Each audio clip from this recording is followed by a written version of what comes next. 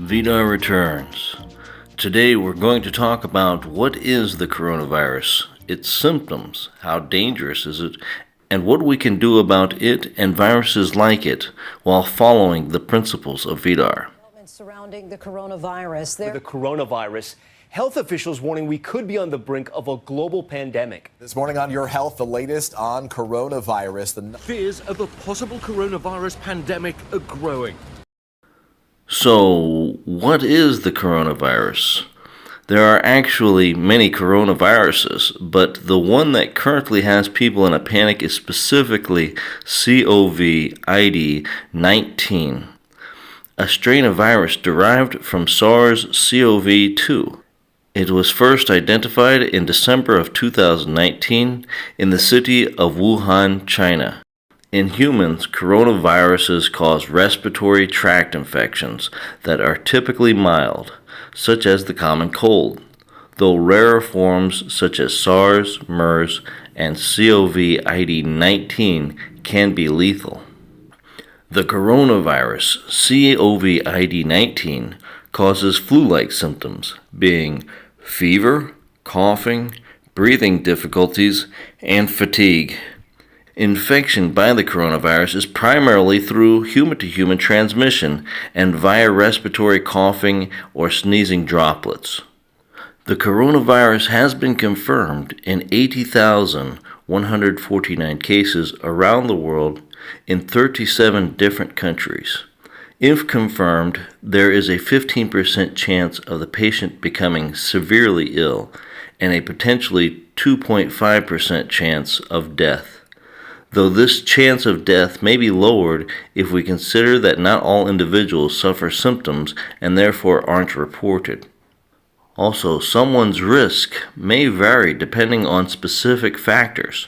We would expect a typical virus to be most threatening to infants, children, and the elderly, though the coronavirus is a bit different because it doesn't seem to be significantly life-threatening to the young. On the other hand, it is significantly life-threatening to the elderly.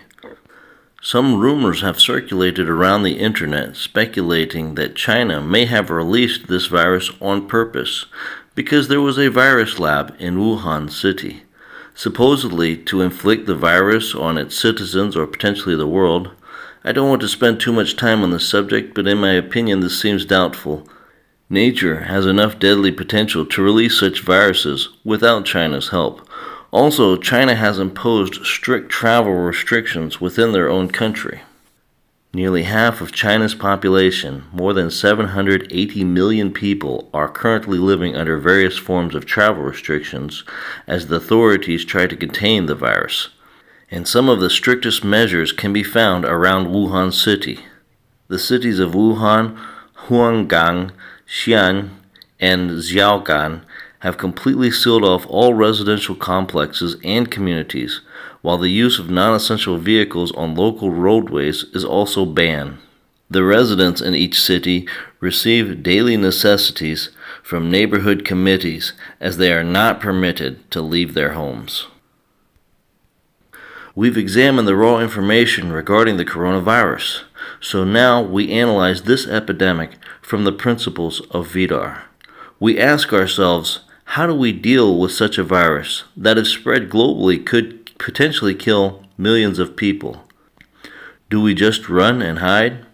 If I run and hide, I'm not necessarily a coward, but I'm certainly not brave. What are the different paths that someone could take in response to the virus? First, there is running and hiding, simply seeking to avoid contact with others. Second, someone could become passive and go about life as usual and allow the natural course of events. Whatever happens, happens. Third, someone could intentionally seek to become infected by the virus and come in contact with others who are infected, the outcome of this being either death or going on to live and potentially becoming stronger. This third option of facing the risk of death is unthinkable by most in our modern culture, But throughout history, it has been a common practice for individuals to risk their life in different ways to prove themselves to the tribe and community. This running and hiding is exactly what global powers are pushing everyone toward, a loud horn of fear for everyone to barricade themselves in and sterilize their life. And this is understandable because no one is eager to die or put themselves in harm's way. The result of these global efforts is that the virus doesn't infect many people and doesn't kill many people globally. Though the thing we must acknowledge is that those individuals infected with the coronavirus and lived, and those immune to the coronavirus, have some superior genetics about them. Having children with such a person would increase the children's natural immunity to similar viruses. However, the global powers are not interested in promoting natural immunity. Their interest lies in promoting unnatural immunities, such as vaccines, flu shots, and other medications. Generation after generation, they promote solutions which further disconnect humans from nature and will at some point inevitably prevent humans from being able to survive in nature. The global powers use fear to encourage everyone to go to their safe spaces and stay inside. This is a solution that can work to protect humans, but for only so many generations, until such a time when humans become so vulnerable to any possible bacteria, virus, or pathogen that people spend more time living inside than outside for fear of contagion. It is a solution with a rotten underbelly.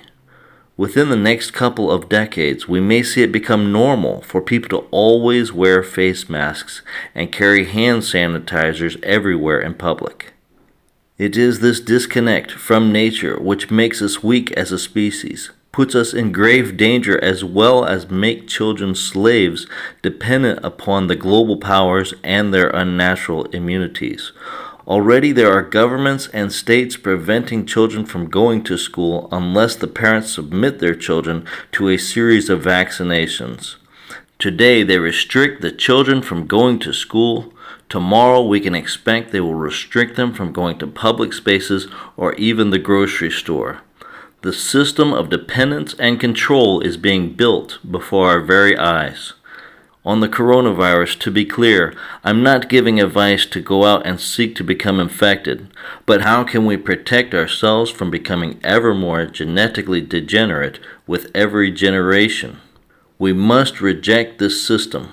Reject the system that disconnects us from nature, like the example of forced vaccinations. Also, we must work to make our offspring stronger by seeking to have children with those of superior genetics. Good fathers and mothers must guide their children toward finding spouses of good value. In summary, building the strength of future generations must be our goal. This is what we are working toward. Further disconnecting from nature and depending on technology for survival is creating the perfect recipe for self-destruction. Masses of people with increasingly vulnerable immune systems, dependent upon global powers and unnatural immunities, are growing daily. We can expect to come a day when common people, dependent upon these unnatural systems, will face a crisis and be erased from the earth. Nature does not forgive and does not have mercy. If you support traditional values and human excellence, then hit that like button. Also, sharing really helps a lot. Also, if you haven't already, go watch my previous video on Degeneracy flooding the world, link in the description. To stay updated on my latest content, you can follow me on Steemit, Mastodon, Gab, and Minds networks, and you can live chat with me on the Matrix network. Vidar returns.